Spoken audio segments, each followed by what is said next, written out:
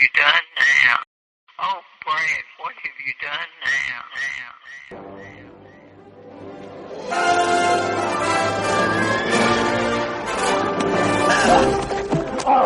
Baby fly!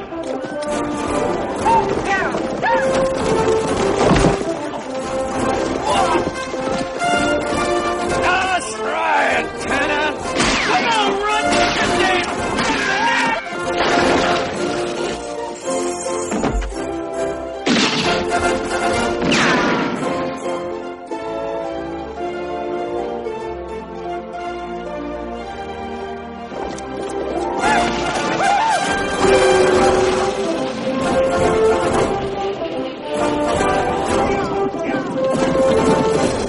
Hello, everybody, and welcome to Back to the Future, the podcast, the only podcast looking back in time at the greatest film trilogy of all time, Back to the Future. I am Brad Gilmore, and I'm joined by my friend in time. He is a lover of Christmas Vacation, but not of Home Alone, Norman Binford. Norm, how you doing? I am doing great, Brad.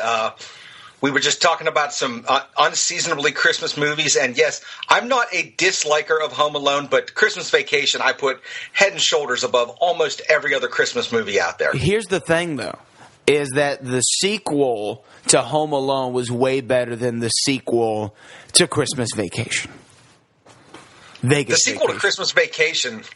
Well, now you can go either way, or you can go Cousin Eddie's Christmas Vacation. Right which was also terrible. Yeah, they were both bad. So, pick your poison here. It's like the presidential election. But I think that the Home Alone Lost in New York is a way better sequel than either one of those. Was there a Home Alone 3, or am I misremembering? There's 5 Home Alones. What are you talking about? There are 5. How many of those were those direct to video, or were they all theatrical releases? Let's see. I think that there's 2 with Macaulay Culkin, which were in theaters, and then there was a third one, which I believe was directed by John Hughes, and it was in theaters as well, starring a different kid, different story. And then Kevin McAllister comes back in Home Alone 4, which was a TV movie, I believe. And then another kid takes over as Kevin McAllister in Home Alone 5, which was a direct-to-on-demand. Welcome to Home Alone, the podcast, everybody. I wouldn't mind a Home Alone podcast because I love Home Alone. The lovely cheese pizza all to myself is coming to me, but we have to talk about my favorite film trilogy of all time, Back to the Future. We have a great season 3 so far. We've had a tour of the DeLorean facility. We've talked about Back to the Future Part 3 in our kickoff episode, and we've had 2 episodes discussing the evolution of the DeLorean, the most classic movie car of all time. I actually got into a battle the other day with somebody who said the Batmobile is the most classic movie car of all time, but I disagree. I have to disagree because there's several Batmobiles, but there's only one DeLorean time machine, and I think it is the definitive movie car, but we've got to talk about that. But now we're going to talk about something that's taken place past the trilogy. We're going to be talking about the animated series here eventually on this show, but recently, last year, 2015, where every day it seemed like there was something new coming out about Back to the Future, a big announcement was made by the co-writer of Back to the Future, Bob Gale, and he made the announcement at San Diego Comic-Con. Why don't you talk about what that announcement was, Norm? Well, that announcement was for the first time in decades, there was going to be new Back to the Future content available for Pinheads and Back to the Future fans to consume via IDW Comics. And just a little backstory on IDW Comics, if you will allow a comic nerd to wax poetic for a minute. Go ahead. This is a company that has really made their name by licensing properties and putting comics out there. They have been very, very successful they've been around for at least a decade, but really have risen to prominence in the last, I would say, 5 to 6 years. When they started picking up a lot of Hasbro licenses like Transformers, G.I. Joe, Teenage Mutant Ninja Turtles, which is not a Hasbro license, but that's another book that's been incredibly successful for them, as well as Ghostbusters. And we'll be talking a little bit more about Ghostbusters later. But IDW just inked another big deal with Hasbro. Hasbro is rolling forward with this idea to create a Hasbro cinematic universe. And this could get kind of weird, but it could also be cool, of kind of these 80s toy properties that they haven't done a lot with. And that includes G.I. Joe, Micronauts, which is, has a huge legacy of comic history, Visionaries, and then kind of the big deal for old school comic book fans is they're bringing back ROM Space Knight, that had kind of a legendary run Marvel Comics in I would say late 70s, early 80s.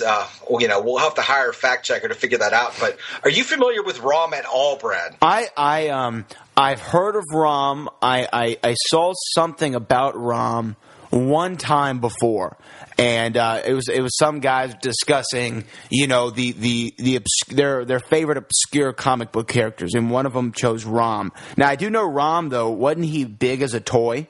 Like a lot of people love the ROM toys. It was actually based on a toy, and hey, based on a toy. There you go. Yes, if you got like $400, you can go pick yourself up a nice ROM on eBay. Still to this day, but ROM was just kind of this big robot that had a couple little gimmicks to him. Like he had a light up gun, and I believe he had some kind of rope that he could use to ascend to a higher level. But Marvel licensed that character and then wrote, I want to say it was damn near 100 issues of a ROM comic book, which, how many comic books go to 100 issues these days? It's sadly almost unheard of. But they created this rich history for this character that they didn't own. And then when Marvel and the creator of ROM kind of went their separate ways, they could not reference the ROM character in any way, shape, or form, but could still write about all of the characters that were created first in a Marvel book. So ROM has kind of been, this bugaboo on people's backs for a long time. It's like, are we ever going to see a ROM comic again? Are we ever going to see ROM? And they're like, no, it's never going to happen, never going to happen. Well, guess what? It's happening, and some of us are pretty excited about that. Are we going to see Are we going to see a rom-com? Sorry, I had to make that joke. It was just right there. I heard myself saying rom-comic over again, and I was just rolling my internal eyes at myself. So rom-com, they're coming to us to a theater near you soon. But there are a lot of cool things. Now, I know I don't want to get too off track here, but I think we're going to anyway. You being the big comic book historian you seem to be, I recently learned something about Marvel Comics that I did not previously know. That the Men in Black was a Marvel Comics property?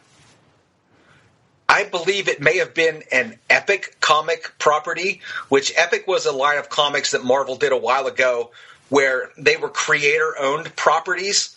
Like, Men in Black were never in the proper, Marvel universe?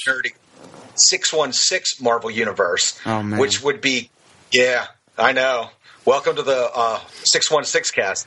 But the Men in Black, they were always a creator-owned property, and Marvel had kind of a little boutique publishing wing that they allowed people to put out their own work. So the Men in Black may have come through that, but I'm not 100% sure of that. That would require a little on-the-fly research that I am in no mood to do at the moment, but... Well, I just find it interesting. It was always a creator-owned property. Yeah. Men in Black, interesting film. But so many things having to do with this IDW Comics, like you said, the Teenage Mutant Ninja Turtles, Transformers, blah, blah, blah, blah, blah, right?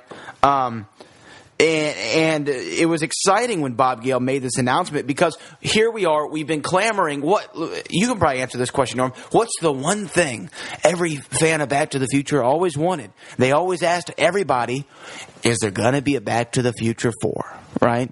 And I believe Biff, what's Biff's real name? I forgot Biff's real name. What's his real name? Tom F. Wilson. Tom F. Wilson, yeah. I believe Biff had, have you ever heard the Back to the Future song by Biff? Thomas F. Wilson? I have not. I've heard of it, but I've not heard. Oh man, you got to listen to it. But and he even says Back to the Future 4, not happening. Stop asking me the question. That's kind of how the song goes. And that's the one thing we always wanted. So when Bob Gale makes this announcement, to get to this roundabout way of talking about this, when Bob Gale makes this announcement at San Diego Comic-Con last year that there's going to be a comic book series of Back to the Future, obviously we were all all really happy about it, and there was going to be an ongoing series. The first 5 issues were going to go under the story arc, called Untold Tales and Alternate Timelines. So, what was the goal of this series? You think, Norm? Just to continue the Back to the Future series and feed the fans with more stories? Well, I think that's obviously a big part of it. Obviously, the number one goal is for everybody to ply their trade and make a little money here, which that's fair. But these Untold Tales and Alternate Timelines, that was basically their way of saying, hey, we're going to tell some stories about these characters, and these stories, they might take place in the movie continuity, or they might not, which is very, very easy to kind of explain off within the world of Back to the Future, where something happens and you go back in time and, something little happens and all of a sudden you split the timeline. Well, those timelines could continue to split theoretically over and over again. So there's really an infinite kind of just story material available out there, and they can tell these kind of one-off stories and say, oh, hey, that was just in an alternate timeline that wasn't part of the movie. But they also, and we'll talk about this a little bit more, there have been some stories in these comic books so far that are very firmly entrenched, I would say, into the movie continuity. So it's kind of the best of both worlds. It gives them the freedom to tell kind of these crazy stories that are not anchored by continuity. And it's like, well, you can't tell that story because it contradicts something that happens in the film. But it also gives them the opportunity to kind of flesh out these characters that, we grew to know and love over, 6 odd hours of movie content. So, I call that a win. Now, correct me if I'm wrong, though, but wasn't there a Back to the Future comic book before? There was Harvey Comics, which is the company that publishes like Richie Rich and Casper, and they publish primarily children's books. In 1991, they got the license to make a Back to the Future comic book, but it was primarily based on the animated series at the time, which was kind of the new Back to the Future content that was being put out at the time. So it was an art style that very much mimicked the animated series, and it actually lasted 7 issues over the course of like 2 or 3 years. And the first 4 issues were strictly adaptations of animated series episodes, and then there were 3 more issues of new content, which I have to admit I did not know until I was doing a little research. And given that, I'm going to have to go look for those last 3 issues because I'm kind of interested to read those. Yes. And again, as I was kind of digging in and doing a little research, the one thing that stood out to me as really interesting, as the guy who wrote all 7 of these issues is a prolific comic book creator, Dwayne McDuffie. This guy had a career that spanned years and years and years, and he created Static Shock for DC Comics. He was a big part of getting the Milestone comic universe, which was a universe of primarily African-American characters. He was very influential in getting that off the ground. And then later he went on to just a great career as a TV writer. He wrote almost 70-some episodes of the Justice League cartoon. He wrote a Scooby-Doo revival from a few years back. So this is a guy that had a really, really great career, and I was surprised to find out that he wrote all 7 of those original Harvey Back to the Future comics. So again, just kind of interesting. Makes me want to go back and maybe give him another chance. Yeah, maybe you need to rethink about it there, Norm. You don't judge a comic book by its cover. I don't know. But let's talk about here, because we want to talk about the first 2 issues here today on the show. And I know we're kind of going we're going to go a little long today, but that's okay. But who is in charge? Is Bob Gale the one who's in charge of writing the stories? I don't know if he's so much in charge.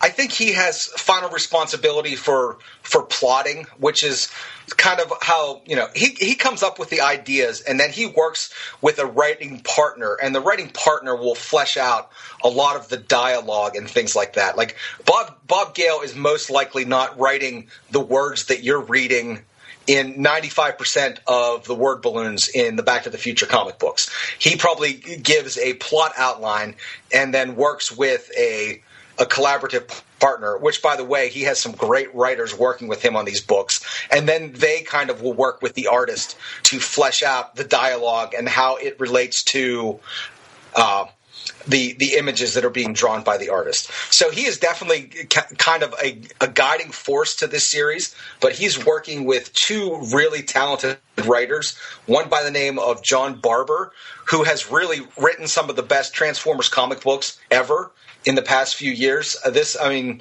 Also, hey, big nerd alert, I'm also a Transformers fan, but he's putting out comic books that are almost universally acknowledged as some of the best Transformers content ever put out, period. And that's talking about cartoon, movies, comic books, everything. It's very well written. And then the other person that Bob's working with is a guy by the name of Eric Burnham, and he writes a lot of Ghostbusters comics for IDW, which, again, are very respectful of the franchise and just excellent books to read if you're a Ghostbusters fan. So they've got good writers on this series. So we're confident in the writer's abilities, because I don't know a lot about comic book writers. I'm not an avid comic book reader whatsoever. These are actually the first comic books I've read in maybe a decade or more, maybe.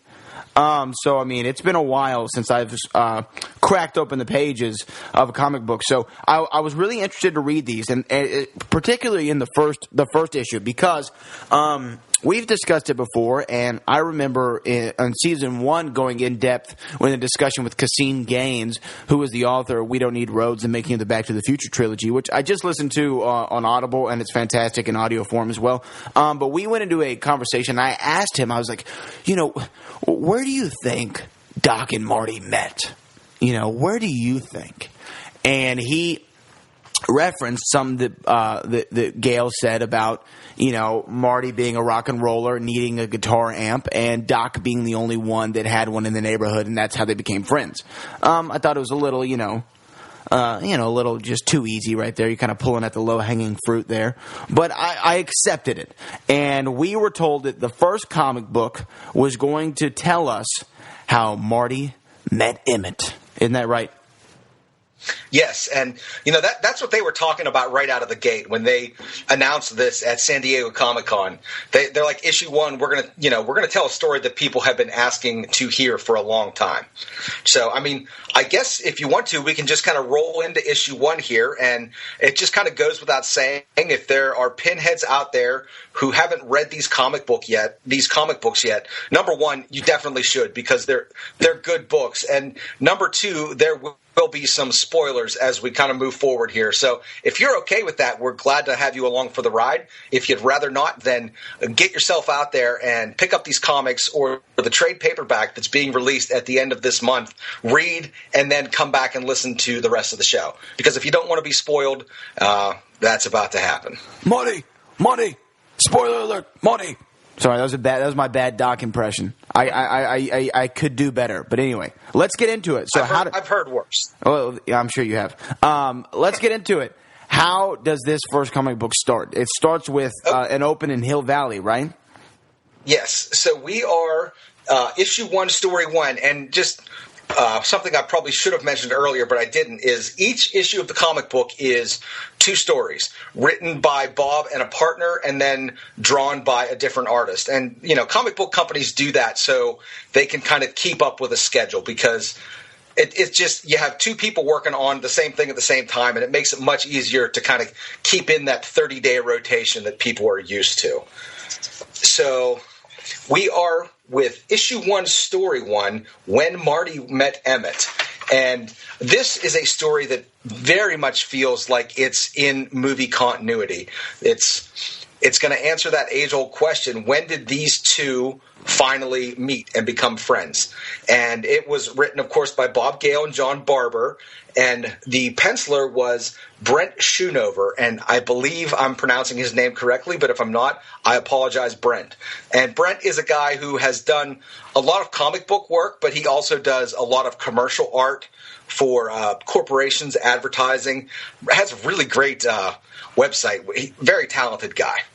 So, yes, we are issue 1, story 1. We are in Hill Valley, and this is after Marty has returned to the future, but not before the time train was built and Doc and Clara and their sons are able to begin traveling through time again.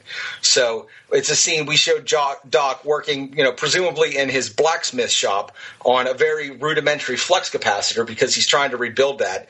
And he has some equipment there. And I just thought it was kind of funny.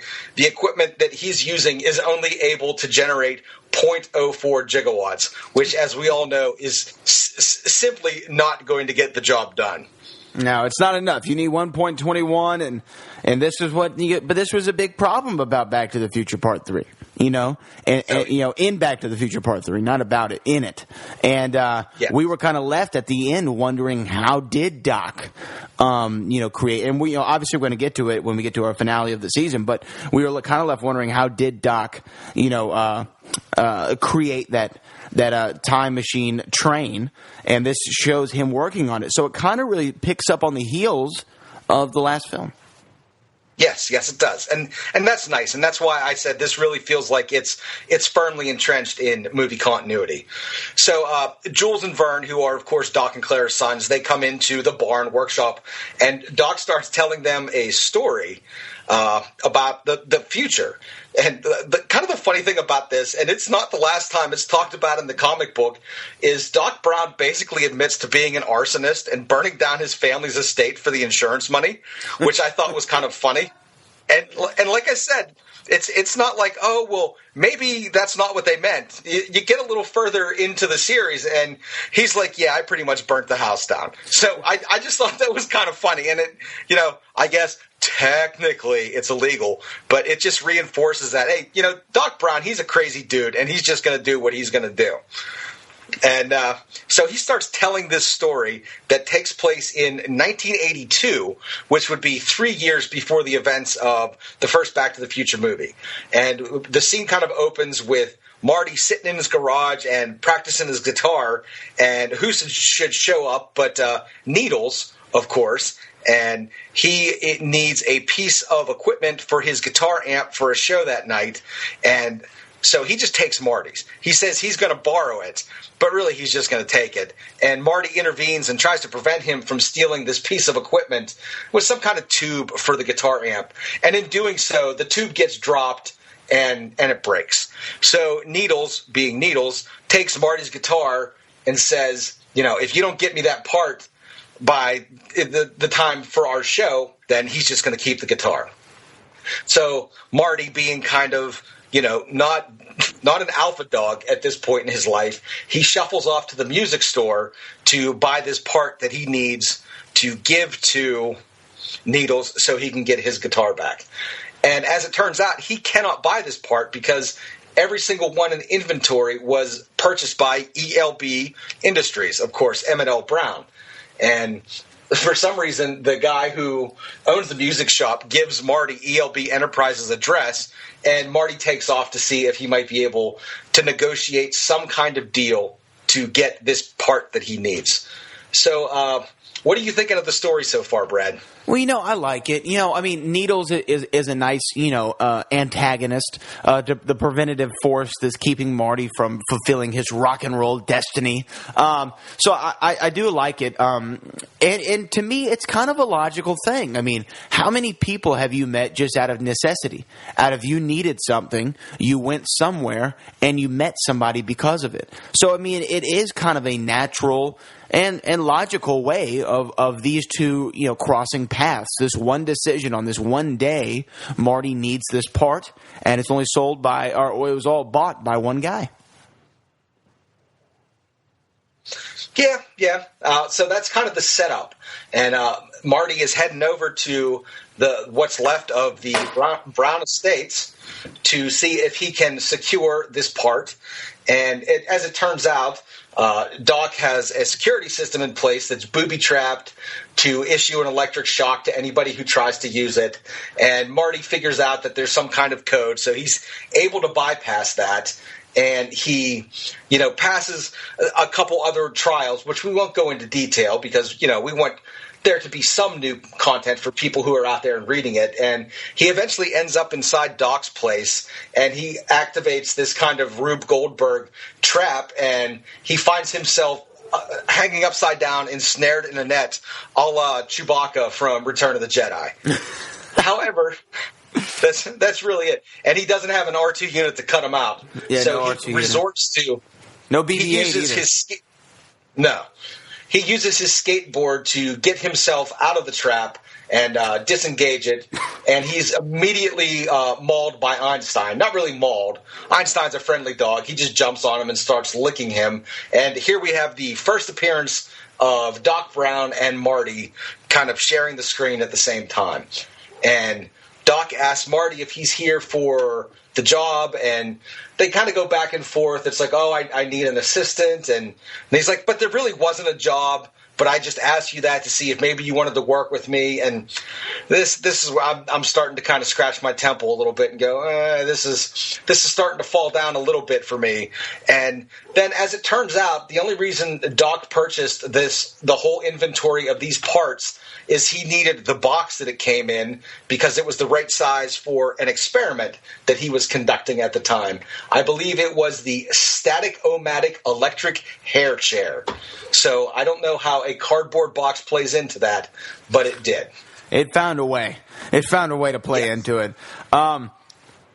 So this is kind of the second half of the story where he finally does run into Doc. And the box is, like you said, it's the size for some whatever experiment that he's running. But finally, they run into each other and they meet.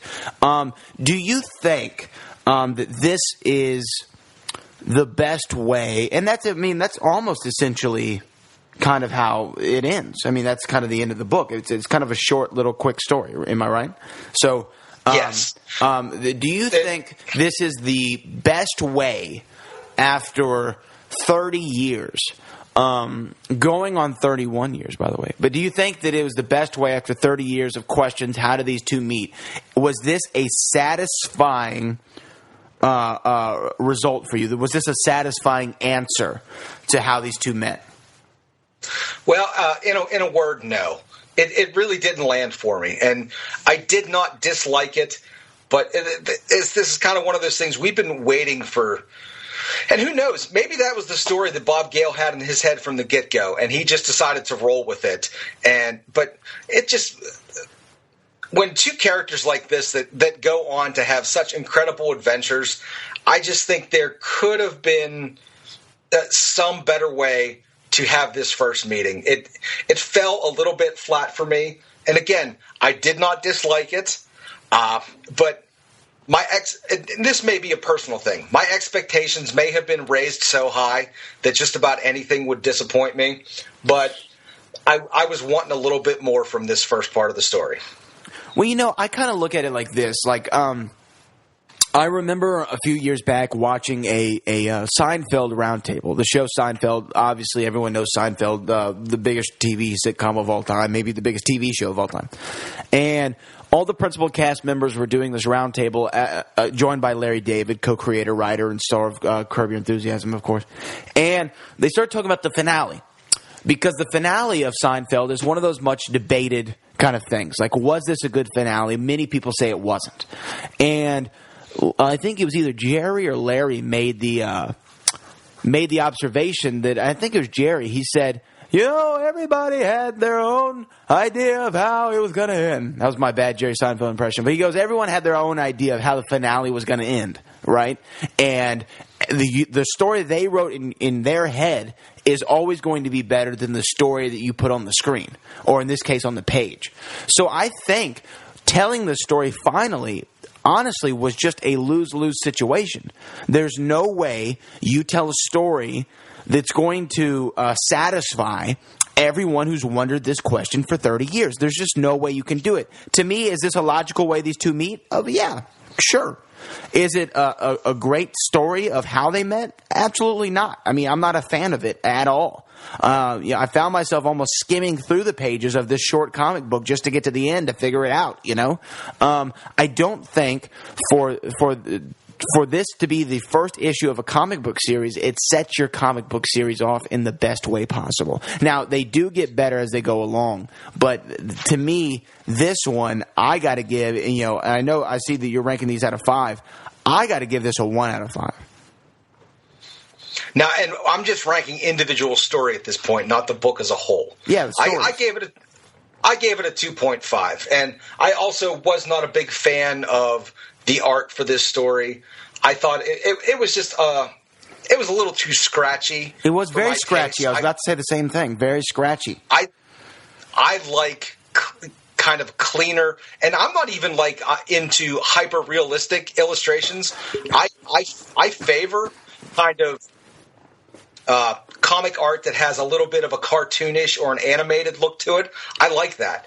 This, like I said, this just felt a little scratchy and a little dirty to me.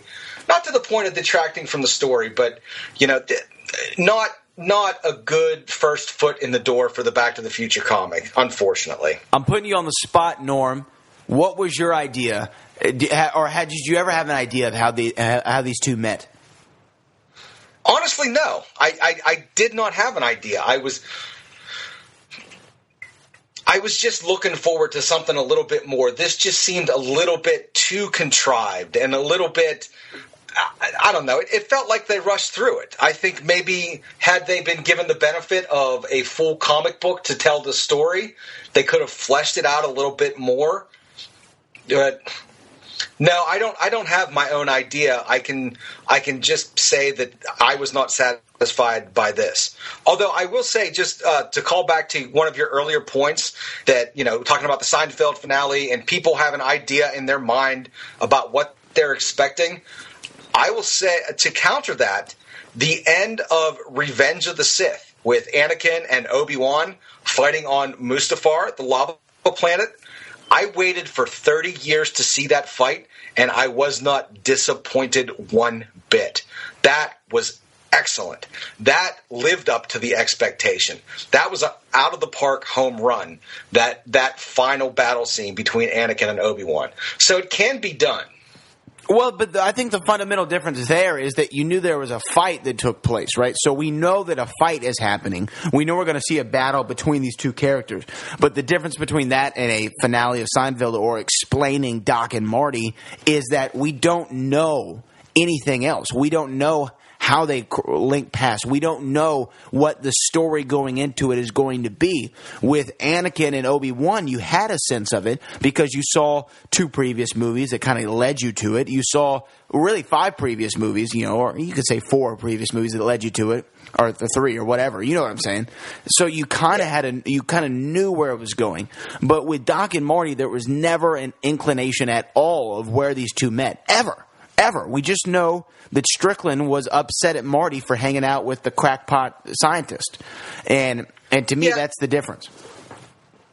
And I guess, to be fair, they were kind of in a damned if you do, damned if you don't situation. Like, if this first story where they had met had even the slightest inkling of time travel or stuff like that, people would just be shitting all over it. It's like, how could that be how they met? And, it would have spoiled kind of that first foray into time.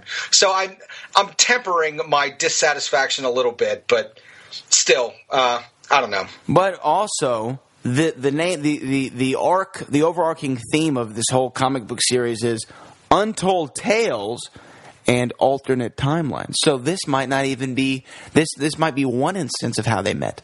There's a zillion instances. I think that's kind of like with the future.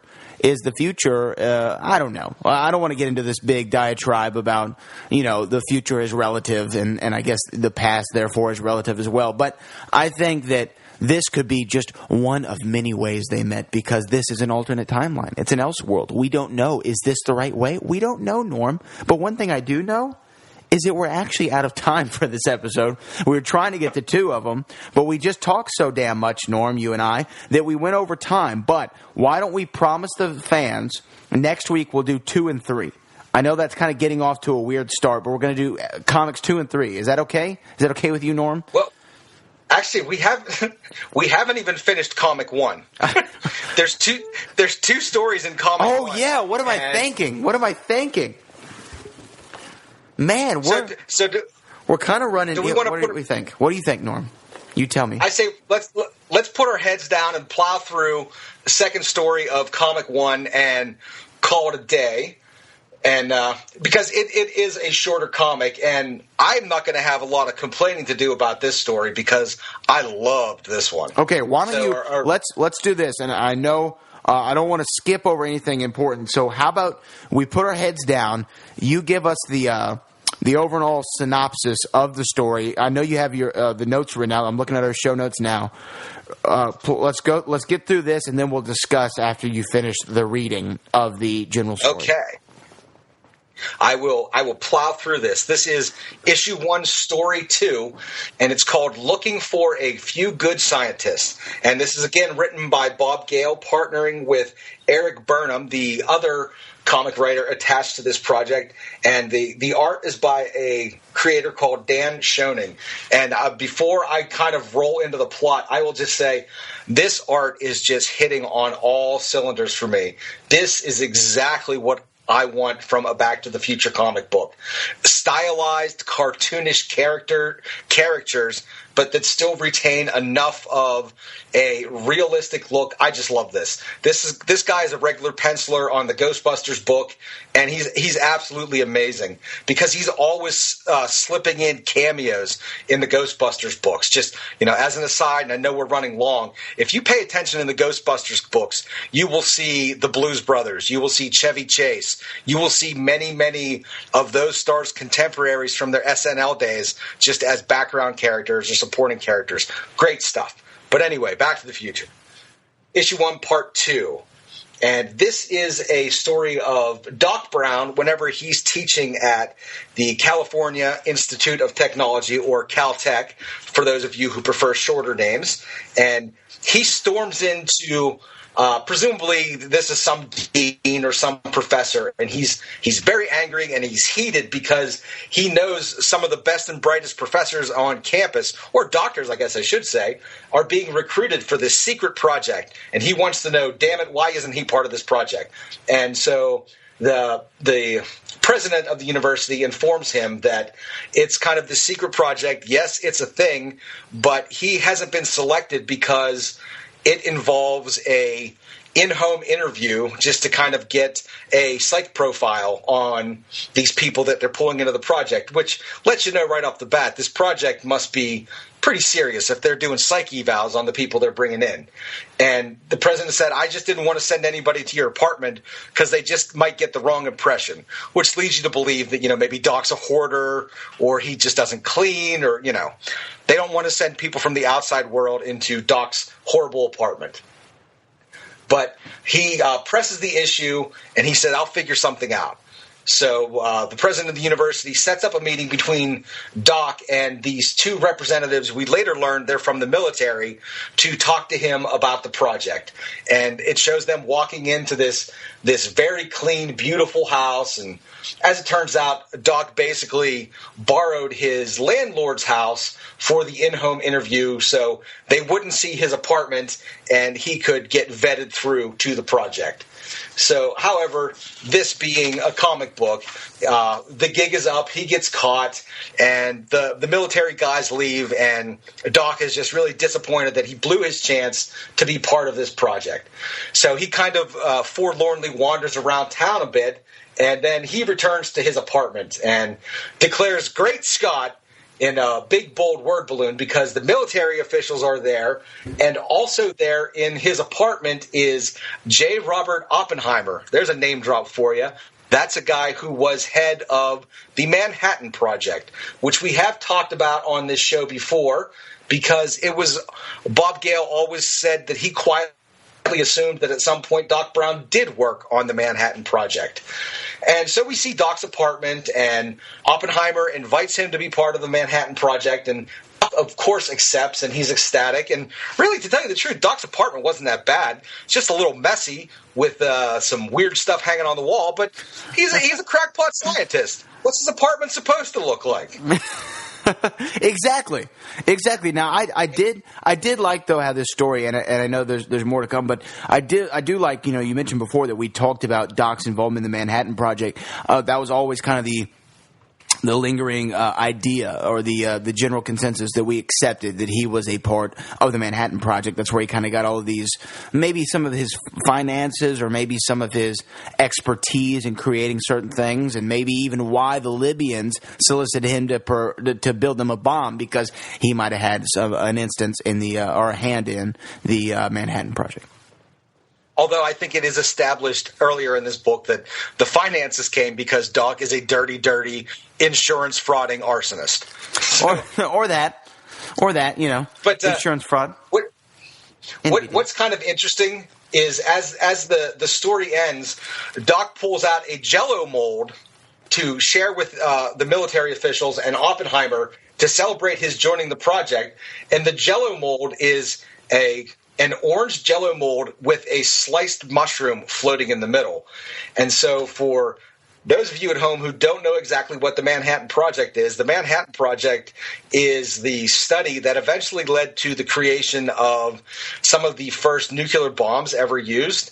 And of course, how do those go off? With a big mushroom cloud. So I thought that was a really, really cool kind of, nudge, nudge, wink, wink. We know what's going on here. I really appreciated that. No, I mean it was pretty cool.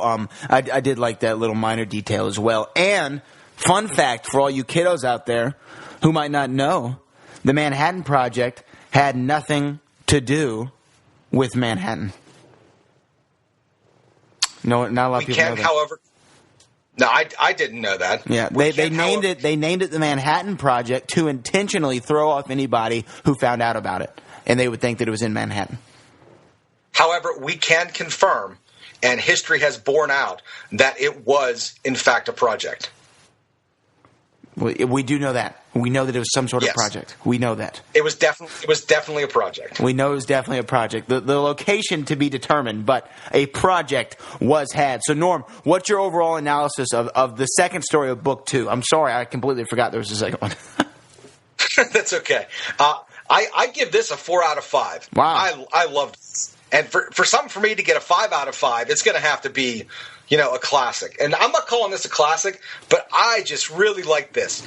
The writing is tight. The art is gorgeous. I want more of this. More. 4 out of 5. I got to give it a 3 out of 5, and I'll say it because I did like the artwork more. Now I'm kind of learning from you what to look for in these comic books now that I'm thinking about it. I did like the artwork more. It's just, I guess I'm a little bit spoiled, and I gotta get used to reading comic books because they're made to be short stories and they're not made to be lengthy ones. And the thing about Back to the Future that I always loved was everything paid off, and screenwriting 101 is always what I call that first movie, because it sets everything up and it pays it all off. You know what I mean? And to me, there's not a lot of setup and payoff, or that is, if there is, it's really quickly. And to me, it's a little thing that's hard for me to get into these comic books fully about, But a 3 out of 5, I think, is a strong standing. It's a huge improvement from the first part of their story, which I gave a 1. So I definitely think that this was an upgrade. Now, I agree. I can't gush about this enough. Of all of the Back to the Future comics that I've read so far, and I'm several issues in, this is still some of my favorite stuff. Just really enjoyed it. Yeah, man. And we're going to get more into the series. How many comics are they up to now? I want to say issue 7 just came out. Yeah, there's 2 issues or 5 issues of the alternate timelines, and then 2 issues of the next kind of ongoing story arc that's called, I want to say, the Continuity Conundrum. I have not read those yet. I've read the first 5 issues. And I think with time you will be able to grow a little bit more of appreciation for the shorter storytelling form. Because there were many times, it doesn't happen so much these days, but comic book creators told a whole story. I mean, if you can believe this, beginning, middle and end on a single page. And that is kind of a lost art, to be able to tell a story that actually holds up and makes sense in a handful of panels on one page. So, I hope that you can kind of get into the swing of enjoying these stories kind of for the faster pace that they have, and it just kind of gets going and then it's over. That is my hope for you. Well, you know what? Who knows? Maybe I will be able to grow more accustomed to the short storytelling in the future. But we will be back here next week talking more Back to the Future, the comic books series. And I can't wait, Norm, till we get to Back to the Future Part 3, because I'm like literally giddy to talk about this movie, because I rewatched it the other day and I think that this might be my favorite. So I'm really excited to get to Back to the Future Part 3 here, all coming up soon on Season 3 of Back to the Future, the podcast. Until then, I'm Brad Gilmore. He's Norman Binford. We are your friends in time, and we will see you in the future. The Brad Gilmore Show On Demand is meant for entertainment purposes only and does not mean to infringe on any copyrights of Back to the Future, its characters, its audio clips, or its music. Hope to see you again in the future.